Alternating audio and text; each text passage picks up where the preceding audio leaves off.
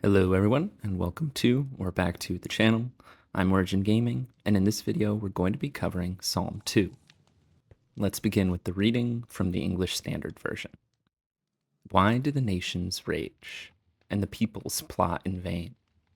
The kings of the earth set themselves, and the rulers take counsel together, against the Lord and against his anointed, saying, "Let us burst their bonds apart, and cast away their cords from us." He who sits in the heavens laughs. The Lord holds them in derision.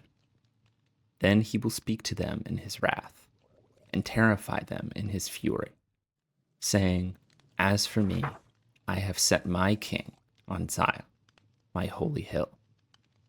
I will tell of the decree. The Lord said to me, 'You are my son. Today I have begotten you.' Ask of me, and I will make the nations your heritage, and the ends of the earth your possession. You shall break them with a rod of iron, and dash them into pieces like a potter's vessel.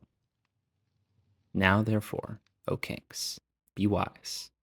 Be warned, O rulers of the earth. Serve the Lord with fear, and rejoice with trembling.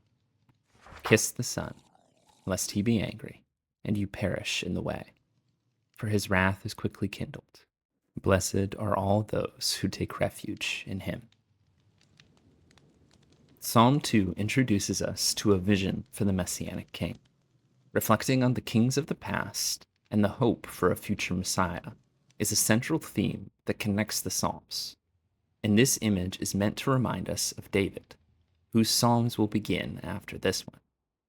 However, this portrait is probably not the main way that many of us would describe Jesus. You shall break them with a rod of iron, and dash them into pieces like a potter's vessel. Or, kiss the Son, lest he be angry, and you perish in the way, for his wrath is quickly kindled. On the surface, this doesn't sound very much at all like the suffering servant who lays down his life on our behalf. These descriptions sound more like a violent Messiah who would overthrow Rome, like many in the first century expected Jesus to do.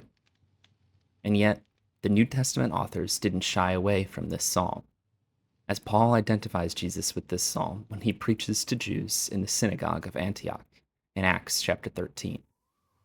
The author of Hebrews uses this psalm twice to show why Jesus is greater than the hosts of heaven and the one that is exalted to the right hand of the Father. Some would reconcile this difference by saying Jesus was a suffering servant during his first coming, but in the second coming, he's going to look like the wrathful warrior king portrayed here. But I think that is an oversimplification. Jesus is already the exalted king of the universe, through his life, death, and resurrection. So how do we square this image with the image of Jesus in the New Testament? First, we have to understand the context of this psalm and why it speaks of the Messianic king in the way that it does. And then we will see how Jesus does fulfill that role, even if it was in a way that wasn't necessarily expected. In verses 1 through 3, the psalmist introduces the antagonists of the poem, the kings and rulers of this world, who conspire against the Lord and his anointed king.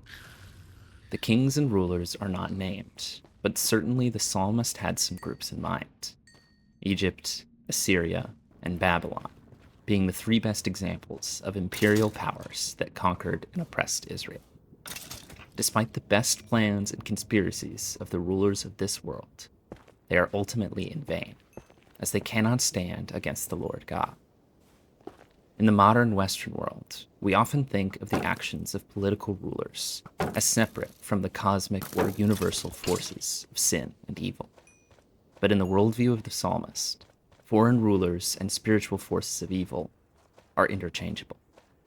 This lens is important for how we understand Jesus' fulfillment of the messianic hope in this psalm. Verses 4 through 6 show how the Lord laughs at the futile attempts of the kings of this world.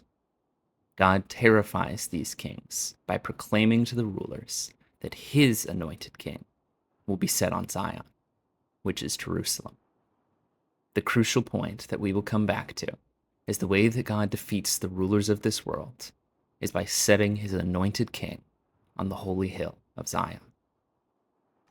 Verses 7 through 9 show that the anointed king is identified as the Son of God and is given all the nations of the earth as his possession. Verses 7 and 8 fit nicely into the Christian conviction of Jesus. But verse 9 is where things start to get a little more difficult. Why is the anointed king dashing the nations like breaking pots with an iron rod? But if we look at the rulers the way that the psalmist did, where their evil deeds are synonymous with the cosmic forces of evil, then it makes more sense how we can see the actions of Jesus within that framework. Finally, verses 10 to 12 serve as a call to action for the rulers and nations. Submit to the Lord's anointed king, or face judgment. The most difficult verse to wrestle with in this psalm, for me at least, is verse 12, in which the psalmist says, "The king's wrath is kindled quickly." This is literally the exact opposite of how God is described as slow to anger in Exodus 34, verse 6. The Lord, a God merciful and gracious, slow to anger, and abounding in steadfast love and faithfulness. Certainly God does ultimately judge us, but being quick to anger seems inconsistent with the character of God. So how can this be the case? Well, the question is, what is the object of the anger of the anointed king? Within this psalm, the answer is the oppressive rulers of this world that are exemplified in empires like Egypt and Babylon. This is where the whole portrait begins to come together. In the first century, when Jesus was doing his ministry, it was within the context of the Roman Empire, which was the latest in a series of oppressive rulers over Israel that spanned all the way back to Egypt. Because of texts like this psalm, many of Jesus' contemporaries understandably expected him to lead a violent rebellion against Rome. But history shows us that that would have been in vain. Assyria conquered everyone around them, and when they were defeated through violence, Babylon rose in their place. The same would eventually happen to Babylon with Persia, and to Persia with Alexander and the Greeks. Eventually, the Romans would take over. But even if Rome was defeated through conquest, it would not have solved the root cause of all of these evil empires. So rather than defeating Rome by fighting them directly, Jesus defeated the powers of sin and death that stood behind Rome by giving himself over to die by their hands. Jesus was enthroned on the holy hill of Zion, just as Psalm 2 says, but his throne was the cross, and his lifting up was intended as mockery by the Romans. But what they meant for evil, God meant for good. Through Jesus' enthronement on the cross, the rulers and authorities of this world were defeated, like pots being smashed. This is why Paul can say of Jesus' work on the cross, he disarmed the rulers and authorities and put them to open shame by triumphing over them in himself. I want to thank you all for watching. If you're interested, I plan on posting these episodes on the Psalms daily throughout the rest of this year. And as of the posting of this video, I also have videos about each book of the Bible from Genesis through Kings on my channel so far. Thanks again, and I hope to see you in the next one.